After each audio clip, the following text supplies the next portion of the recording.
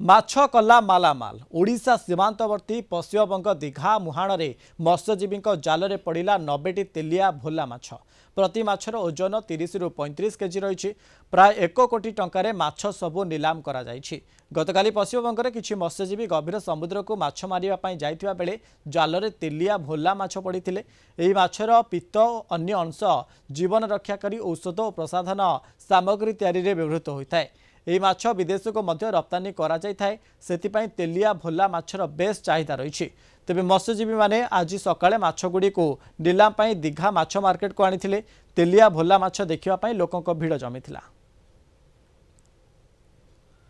Radha Govind Das Jaleshwar reporter अच्छा संपर्क में अधिक सूचना देवाई। राधा गोविंद, ये बर्तमान समय 90टी तेलिया माछ जाल में पड़ी मालेमाल होती मत्स्यजीवी माने।